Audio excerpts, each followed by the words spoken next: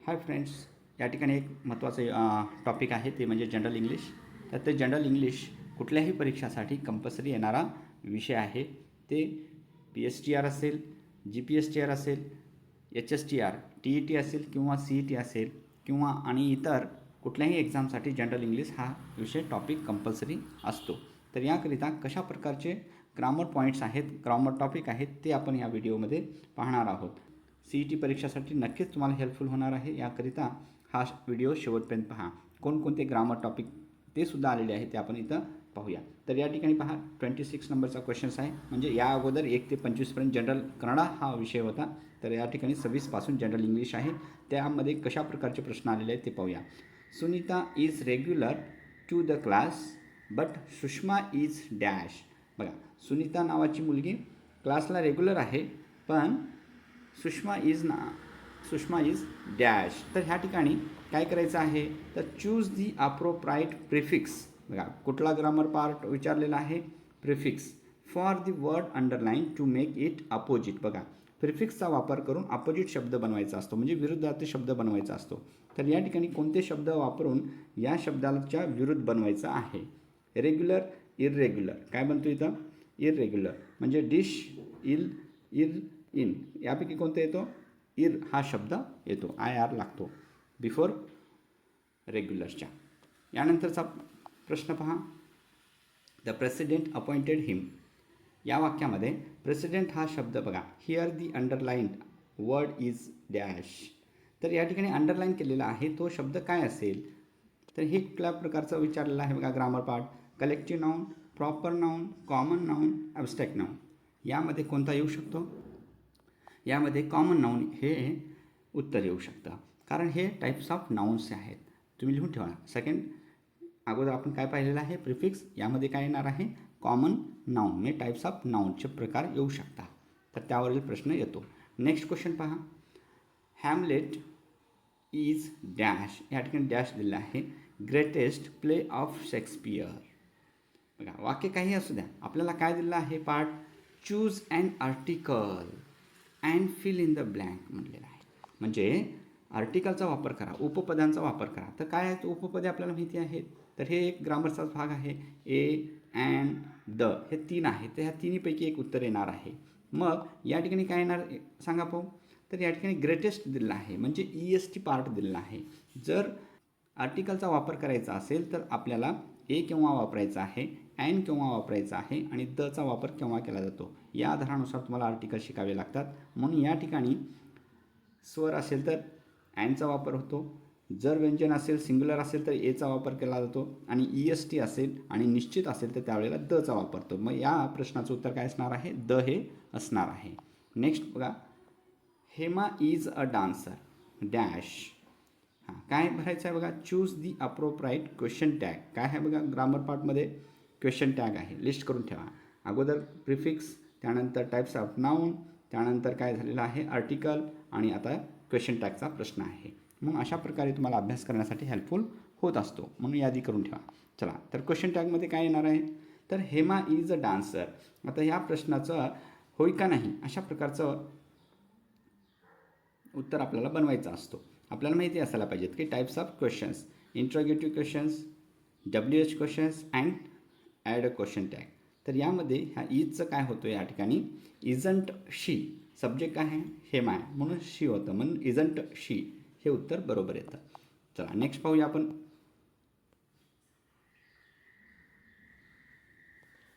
Next question पहा. When was RK Laxman born.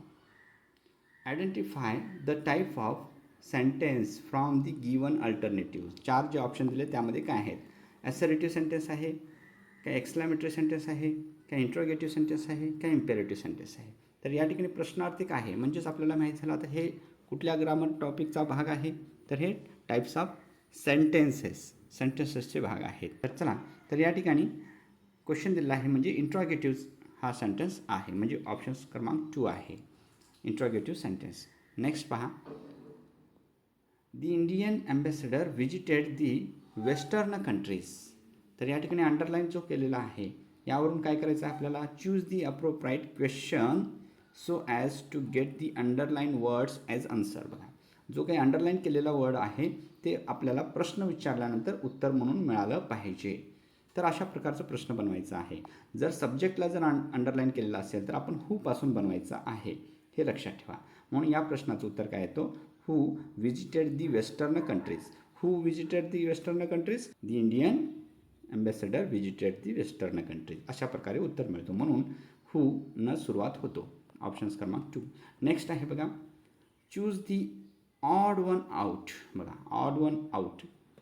Odd one out कशा प्रकारे असतो, तर ह्या ठिकाणी बघा 3 सारखे असतात आणि एक वेगळा असतो, त्याला ऑड वन आउट म्हणतो. तर काय काय दिले आहेत पहा, कोच, टीचर, लर्नर, ट्रेनर.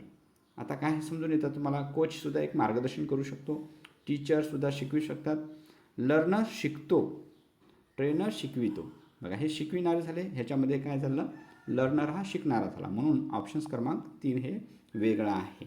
तर आता अशा प्रकारचे तुम्ही लिस्ट करून ठेवू शकता. आता वरच्या प्रश्नामध्ये काय आलेलं होतं सांगा पाहू, टाईप ऑफ क्वेश्चन्स सेंटेन्समध्ये विचारलेलं आहे.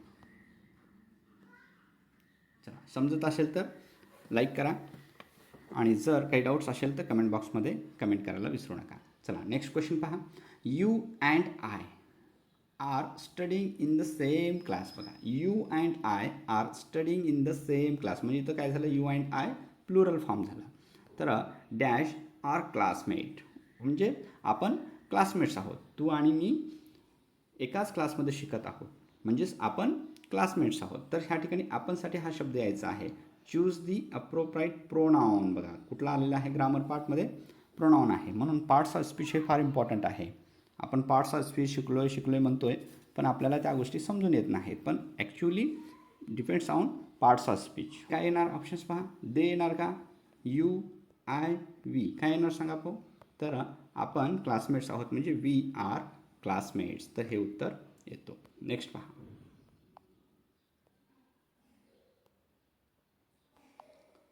या ठिकाणी पहा, Mahatma Gandhiji or weapon or as his non violence adopted during freedom struggle. तर हे काय दिलेलं आहे बघा, rearrange the words to form a meaningful sentence. एक अर्थपूर्ण वाक्य बनण्यासाठी इथं रिअरेंज करायचं आहे, म्हणजे दिलेलं आहे ऑलरेडी आणि आपल्याला एक अर्थपूर्ण वाक्य बनवायचं आहे. मग हे कशावरती अवलंबून असतं, तर टेन्सवरती. कशावरती आहे, टेन्सवरती अवलंबून आहे. म्हणजे आपल्याला वाक्यरचना आली पाहिजे. तर वाक्यरचना कशी आहे ते आपल्याला माहिती आहे, सब्जेक्ट प्लस वर्ब पाहिजे. तर सब्जेक्ट कोण आहे, तर महात्मा गांधीची आहेत. सब्जेक्ट म्हणजे ये कुठं आहे बघा, प्रत्येक, हे तरी येत नाही, या तिन्हीपैकी येऊ शकतं. तर चला, नेक्स्ट काय आहे बघा, ह्या तिन्हीमध्ये काय येणार, आता सब्जेक्टच्या नंतर काय पाहिजे आपल्याला, वर्ब कुठे आहे बघा, वर्ब कुठे आहे, ई आहे, अडॉप्टेड, ई येतं बघा. आता हे तिसरा पण कटला, आता म्हणजे राहिला आता 2. ह्या 2मध्येच असणार आहे उत्तर. नंतर काय पाहिजे, सब्जेक्ट झालं, वर्ब पाहिजे, त्यानंतर काय पाहिजे, Mahatma Gandhiji adopted non violence म्हणजे ऑब्जेक्ट पाहिजे बघा. तर डी येतं. आता कुठला आलं सांगा पाहू आता तुम्हीच. तर यामध्ये 2 राहिले होते, 2मध्ये एकच राहिलं, म्हणजे तेच आहे AED, म्हणजेच CBF. तर फ्रीडम स्ट्रगल हे लास्टला येणार आहे. तर अशा प्रकारे तुम्हाला काय करायचं आहे, अर्थपूर्ण वाक्य बनवायचं आहे. तर या प्रश्नाचं उत्तर काय आलं, 2 सेकंड आला बघा. नेक्स्ट पहा, choose the right dictionary order of the words. बघा, या ठिकाणी डिक्शनरीप्रमाणे म्हणजे अल्फाबेटिकल आपल्याला करायचं आहे. आपण शिकलो आहे ABCD अशा प्रकारे A to Z पर्यंत जर येत असेल तर त्या प्रकारे काय करायचं आहे, डिक्शनरी ऑर्डर म्हणलेलं आहे. त्याला ग्रामर पार्ट कोणता असणार आहे, डिक्शनरी ऑर्डर आहे. मग हे लक्षात ठेवायचं, राईट डिक्शनरी ऑर्डर. मग हे एकानंतर एक यायला पाहिजेत. तर आता बॉदर दिला आहे, ब्लॉसम दिला आहे, ब्लॉसम ब्रॉदर. तर या ठिकाणी BO अगोदर येते का, BL अगोदर येते ते बघा. तर बीच्या नंतर L येतो, म्हणजे हे येत नाहीत. तर या ठिकाणी 2 आहेत, 2पैकी नंतर पुढचा शब्द बघा. आता BR अगोदर येते का, BO अगोदर येते. तर यावरून तुम्हाला लक्षात येतं, तर BO येते. आता यामध्ये तिसरा ऑप्शन्स करेक्ट आहे, तुम्ही पाहू शकता. चला, नेक्स्ट अशा प्रकारे तुम्हाला काय करायचं आहे, अल्फाबेटिकल शोधायचं आहे. नेक्स्ट पहा, या ठिकाणी she is dash poor. Choose the most appropriate word to complete the sentence. मग एक पूर्ण वाक्य करण्यासाठी मोस्ट अप्रोप्राईट वर्डचा वापर करायचा. कोणते वर्ड्स आहेत, बट, ॲज, ऑर, सो हे कोणते शब्द आहेत? सर्व हे कंजंक्शन्स आहेत. म्हणजे आपल्याला माहिती असायला पाहिजे की कंजंक्शन हा हमखास विचारला जाणारा टॉपिक आहे. कंजंक्शन्स मग काय येते सांगा पाहू आता या ठिकाणी. शी इज ब्युटिफुल, ती सुंदर आहे परंतु गरीब आहे. म्हणजेच बटचा वापर होतो. शी इज ब्युटिफुल बट पुअर. तर काय येतं ऑप्शन्स? एक येतं. कारण ती गरीब आहे पण सुंदर आहे, किंवा ती सुंदर आहे पण गरीब आहे, परंतु गरीब आहे अशा प्रकारे आपण म्हणत असतो, त्यावेळेला बटचा वापर होतो. नेक्स्ट सेंटेन्स पहा. Next question. Suma dash temple every Thursday. बघा डॅश दिला आहे, आपल्याला एक शब्द भरायचा आहे. Choose the correct verb forms. बघा आता हे सुद्धा एक काय आहे, वर्ब फॉर्मचा वापर करायचा आहे. And fill in the blanks. तर वर्ब फॉर्म्स माहिती असायला पाहिजेत, टेन्स माहिती असायला पाहिजेत. तर काय येते सांगा पाहू आता या ठिकाणी. Sushma dash temple every day, किंवा सॉरी एव्हरी थर्सडे. एव्हरी थर्सडेला ती काय जाते, मंदिरला जाते. म्हणजे ही नियमित क्रिया आहे. नियमित क्रिया होत असेल तर आपण सिम्पल प्रेझेंट टेन्सचा वापर करतो. तर सिम्पल प्रेझेंट टेन्सचा वापर करताना V1 subject plus V1 plus subject plus V1 plus S और ES प्लस ऑब्जेक्ट असतोच. तर अशा वेळेला सिम्पल प्रेझेंट टेन्सचा वापर केला जातो. तर सुषमा हे सिंग्युलर असल्यामुळे काय येणार सांगा पाहू, विजिट्स. म्हणजे ऑप्शन्स क्रमांक 2 हे राईट येणार. चला नेक्स्ट पहा. He walked dash the theatre. हां डॅशमध्ये काय भरायचं बघा, चूज दी सुटेबल प्रिपोजिशन. बघा and fill in the blanks. काय भरायचं आपल्याला ग्रामर पार्टमधला प्रिपोजिशन्स आहे. म्हणजे माहिती असायला पाहिजेत की प्रिपोजिशनसुद्धा हे किती इम्पॉर्टंट टॉपिक आहे. तर चला, तर प्रिपोजिशन कोणकोणते? In, on, into, over. तर इनचा आत असेल तर, ऑन वरे असेल तर, इन टू जर मूविंग होत असेल, आत जाताना मूविंग होत असेल तर, ओवर म्हणजे वर असताना. मग आता प्रश्न काय म्हणते, तर या ठिकाणी ही वॉक, तो चालला कुठं, द थिएटरमध्ये चालत गेला असा प्रकार होतो. तर मग इंटूचा वापर होतो, म्हणजे जात असताना, मूविंग होत असताना. म्हणून प्रिपोजिशन कुठला येतो, इंटू येतो. या ठिकाणी पहा काय दिलेलं आहे. It is very cold outside. It is very cold outside. Sit by the fire and dash असा प्रकारे म्हटलेला आहे. Choose the correct phrasal verb and fill in the blank. बघा काय विचारलं आहे ग्रामर पार्टमध्ये, फ्रेझल वर्बचा वापर केला जातो. एक शब्द असतो, कुठला शब्द असतो, क्रियापद असतो, आणि त्या क्रियापदाला प्रिपोजिशन जोडलेले असतात, त्याला म्हणतो आपण फ्रेझल वर्ब. तर कशा प्रकारे असतात बघा, warm in, warm up, warm out, warm from. म्हणजे काय झालं, एक क्रियापद आहे आणि क्रियापद प्लस म्हणजेच वर्ब प्लस प्रिपोजिशन असतो, त्याला म्हणतो आपण फ्रेझल वर्ब. तर हे कशा प्रकारे वापरायचं आहे ते लक्षात घ्या. It is very cold outside. बाहेर खूप थंडी आहे. सिट बाय द फायर म्हणजे जाळाजवळ बस किंवा आगीजवळ बस. अँड डॅश म्हणजे गरम करून घे किंवा गरम कर अशा प्रकारे म्हणलेलं आहे. तर वॉर्म इन होत नाही, वॉर्म अप म्हणजे काय, गरम करून घेणे किंवा गरम करणे. तर ह्यासाठी ऑप्शन्स क्रमांक 2 आहे, वॉर्म अप. नेक्स्ट क्वेश्चन पहा. Identify the word with the correct spelling. बघा हे सुद्धा एक आहे, ग्रामर पार्ट आहे, करेक्ट स्पेलिंग आली पाहिजे. तर कुठला शब्द दिला आहे, मिस्ट्री, मिस्ट्री कुठला आहे सांगा बरं ह्याच्यामधला. तर ह्या ठिकाणी येस बरोबर आहे, 1 नंबरचा आहे.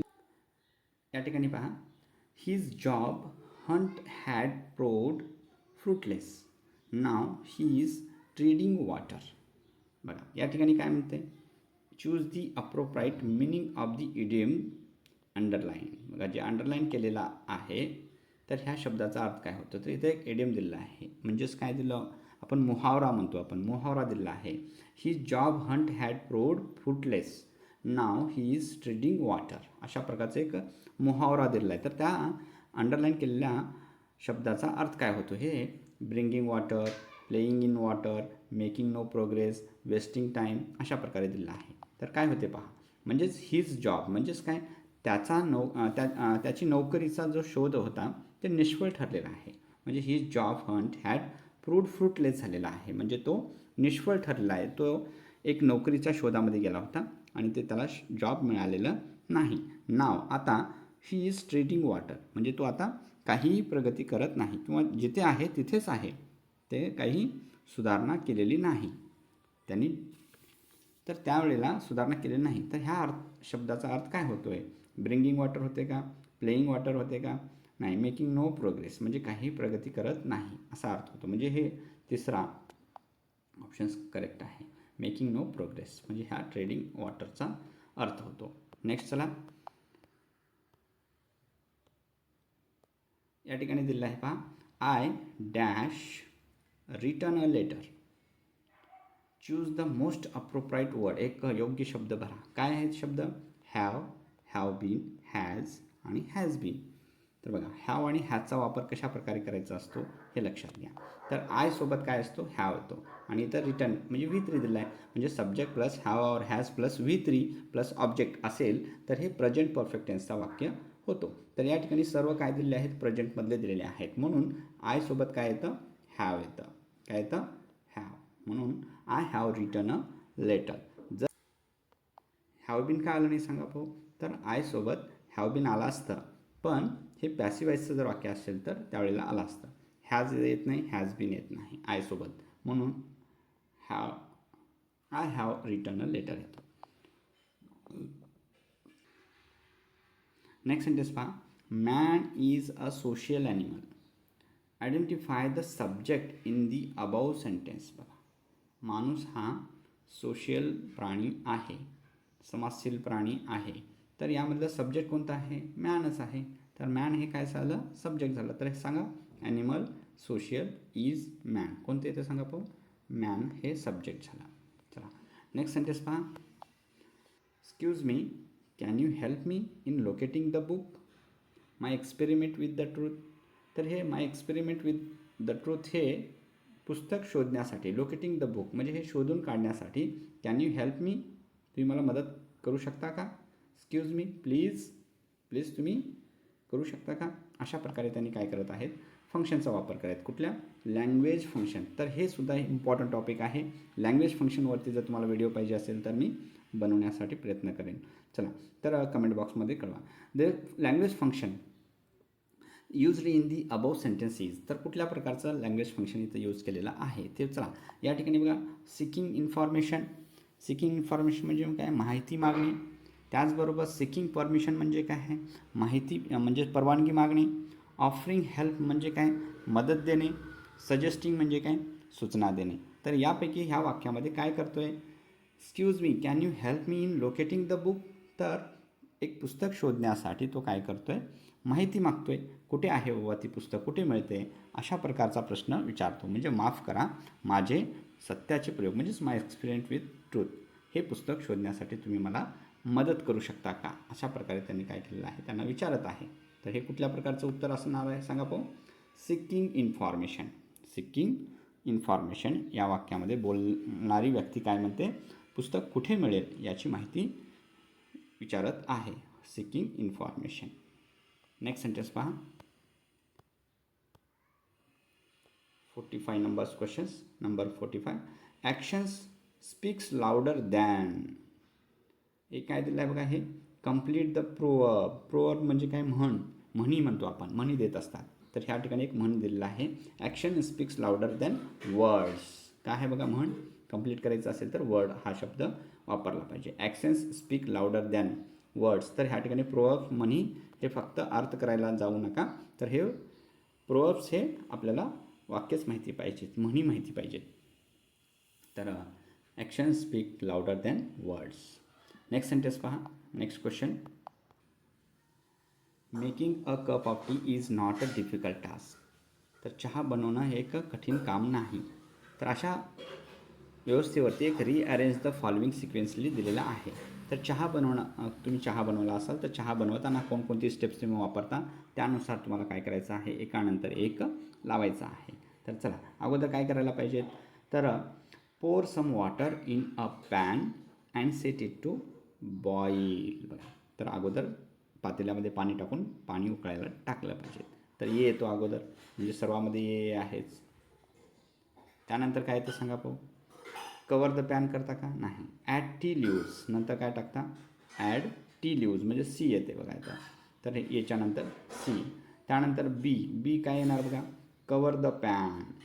With a lid and let the tea brew. नंतर काय येणार आहे E. Then add sugar and milk according to taste. तर किती आपल्याला साखर पाहिजे किंवा दूध पाहिजे त्यानुसार येतो. त्यानंतर लास्टला काय येणार आफ्टर अ फ्यू मिनिट्स, काही वेळानंतर pour the tea into the teapot. नंतर टी पॉटमध्ये आपल्याला चहा ओतायची आहे. तर अशा प्रकारे आपल्याला चहा बनवता येतो. तर ऑप्शन्स क्रमांक 3 हे करेक्ट उत्तर आहे. त्यानंतर पहा या ठिकाणी एक काय दिलेलं आहे पॅसेज दिलेलं आहे. ते पॅसेज वाचा. Read the following passage and choose alternatives for the questions 47 to 50. तर 47 ते 50पर्यंत 4 प्रश्न दिलेले आहेत. त्यावरती शोधायचं आहे. One day a young mother left her sleeping toddler on the floor and went out to fetch water in a pot, leaving her pet mongoose in charge of the baby. तर यावरील काही प्रश्न विचारलेले आहेत ते पाहूया. Why did the mother leave her sleeping child. बघा कशासाठी केले होते. ऑप्शन्स आहे टू फेच वॉटर. तर तुम्ही पॅरेग्राफ वाचल्यानंतर तुम्हाला ह्या प्रश्नांची उत्तरे समजू शकतात. नेक्स्ट आहे बघा. What did the mother see on the mouth of mongoose when she came back home. ती घरी आली परत तर त्यावेळेला तिला काय दिसलं तर त्या तोंडामध्ये ब्लड दिसला. नेक्स्ट क्वेश्चन काय आहे पहा. What did the mother use to kill the mongoose. मांगूसला मारण्यासाठी कशाचा वापर केलेला होता. तर आपल्याला माहिती आहे आयरन रॉडचा वापर केलेला होता. नेक्स्ट काय. The venomous viper was killed by the mongoose. मांगूसनं केलेलं होतं. काही डाऊट्स असेल तर तुम्हाला कमेंट बॉक्समध्ये कमेंट करायचं आहे. आणि या व्हिडिओला लाईक करा, शेअर करा. नवीन असाल तर सबस्क्राईब करायला विसरू नका. Thank you for watching.